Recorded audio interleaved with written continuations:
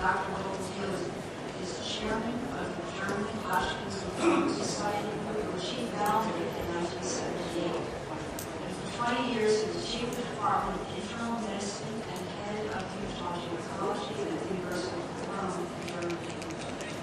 From 2003 to 2006, he was founding director of the Comprehensive Cancer Center in Heidelberg. And we welcome you. Thank you very much for being here.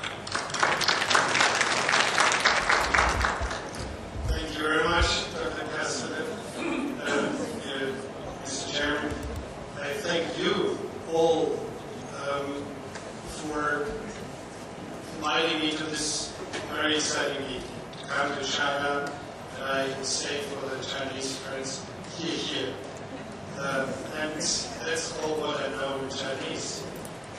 So when I talk about East meets West, and I want to give the European perspective, I'm a little bit jealous of the American perspective, because in Europe we have to do much more to cross the bridge over the troubled water. And the question is complementary integrative medicine one of these bridges? There are two big events this year, 2008, that bridges China with the rest of the world. The first is this international symposium on integrative medicine in Shanghai. The second are the Olympic Games, and both try to bring China to the rest of the world, and the rest of the world to the Chinese people. And I really hope that this will be a great festival in August in China. But this is a very big festival for us as doctors, trying to learn from Chinese doctors and hoping that Chinese doctors understand a little bit about our way, how we practice our scientific medicine. So this morning it was compared our medicine is science, your medicine is art. I'm a little bit jealous on that because I gave a talk when I was president of the Internist Society, and I said our profession is a piece of art, and it is intermingled with science, and we have to get the science to the ground that we prove efficacy and try to leave out the toxicity.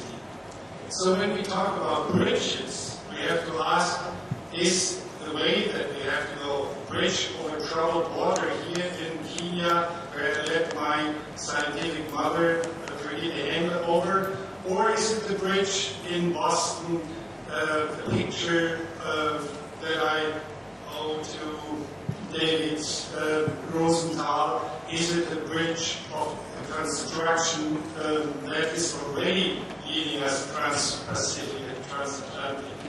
So when we ask what separates us, then I have to confess that I have still problems to understand what is chi. And I have to confess that I have problems to understand what is the disharmony of yin and yang. And I'm starting to get a little bit more of the background of your historical enormous wisdom of the history of medicine. And I try a little bit to show you that in Europe we have a little bit of this background 1,000 years ago, and I think we can be proud what happened in Europe too. And then I come to the European initiatives for COME, and this is rather poor. I will tell you about actually the negative results in Germany and the rest of Europe. What is COME? Why do patients use COME? Providers, research activities, recommendations, and as a kind of positive end, what can we do and what have we done as single lighthouse activities for integrative oncology in Europe. So let me start with our old friends, Hippocrates, Asclepius, and Hanuman, the father of homeopathy, then TCM influences cancer research, and the event of molecular medicine. So this is the old man Hippocrates setting the fundamentals of medicine and medical ethics, and still today our students in Europe learn the oath of Hippocrates and understand the interaction of the patient and the doctor and how they should deal with each other. And the next man is the father, the Greek father of the European physicians. His philosophy was healthy lifestyle, a healthy, happy mind, and his medicine were plants and natural products. And I think if he would have met, he lived about 400 before Christ, at this dynasty, the ancient Chinese doctors, he would be happy to share with them the qi and the yin and yang, because he already claimed that a healthy soul can be only, a happy soul can only be a healthy body. And his medicine again was plants like Camamelis here, 485 in the Greek picture, and here a young man, a Greek scripture, the man dispersing healing plants, so everything what they had at this time was natural products and ingredients. And then in the Middle Ages, about your Ming dynasty, about 1300 to 1400, there was still the old Roman philosophy, medicus cura sana, the doctor hears about the rest the nature has to do, and the nature heals. And medicine encompasses plants, herbs, water, soil, and the natural ingredients. And the procedures and the technical instruments were rough and crude. The doctors were considered priests and doctors, and the church was almighty, and nothing happened without their blessings. So these were the instruments of the doctors. There were a lot of wars in Europe, and it was terrible to get in the hands of the living doctor. And here you see the only anesthetic that they had was a good glass or a bottle of red wine or white wine, but they had to fasten the patient on the chair, otherwise he would escape this rather rough methods.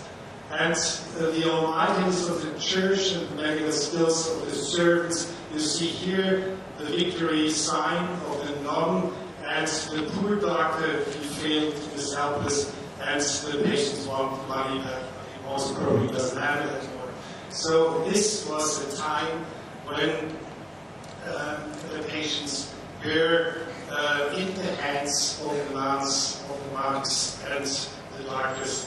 They were priests and doctors at the same time. Paracelsus, again, one of the great doctors who created the school of doctors, was a naturopath, and he claimed something that is still important in Europe, and we call it today the patient's competence. It means the patient has to do something in the salutogenesis, and he claimed that there's an external doctor, the medicus, and an internal doctor, the doctor in the patient, whether this is the harmony of yin and yang, or the right flow of the qi, I don't know, but it could be the same thought in the philosophy of European doctors, and both being responsible for